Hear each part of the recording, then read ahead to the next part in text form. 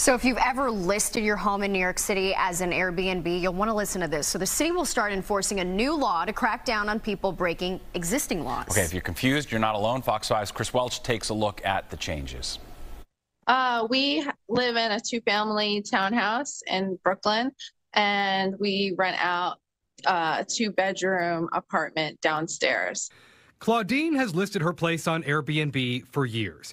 We're only using her first name because come February, she's at risk to be fined thousands of dollars for an illegal listing. I just know that we won't be able to probably run our Airbnb.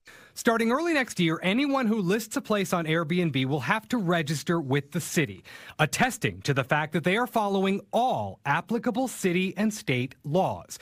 But those laws that have been on the books for years prohibit an entire dwelling unit to be made for short-term rent. Airbnb it and get paid while you're away. That ad technically doesn't apply for New York. The host would have to be there. In other words, a bedroom could be put up for rent, but a homeowner could not go away for the weekend and list the entire unit on Airbnb. This is really going after people who have more than one place. Former City Council member Ben Kalos wrote the legislation requiring hosts to register. There's one host who has 400 apartments being listed, whole apartments. They're not a host. They're pretty much a Hilton hotel at this point. The legislation was meant to free up more apartments to help with the city's housing crunch. According to Inside Airbnb, which tracks listings of the nearly 40,000 homes currently online in New York City, nearly half, 18,000, are from someone who has multiple units. New York City's had a housing crisis for as long as anyone can remember. And single families we spoke to who host on Airbnb wouldn't disagree. They just don't think they should be targeted the same way those who host multiple listings 24/7. These are people who live in their neighborhoods, who are trying to make a little extra money, renting out a room or their place when they go out of town. William also rents out his two-family home in Brooklyn. And the city's going after everybody, basically all across the board.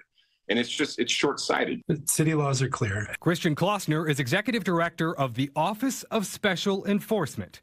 He says the law is the law. The law will actually require that only lawful hosts will be able to engage in short-term rentals. And the folks that have skirted the city's laws and taken units of housing away from the city will be taken down off the platform and will no longer be earning commissions for the online platforms. But former Councilman Kalos has a message that he admits might get him in some hot water with the city.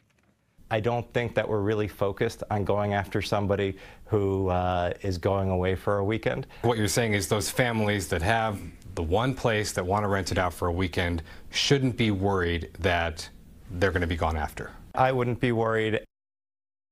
Now, we reached back out to the Department of Special Enforcement regarding Kalos' comments that some hosts likely will not be targeted. The department declined to respond.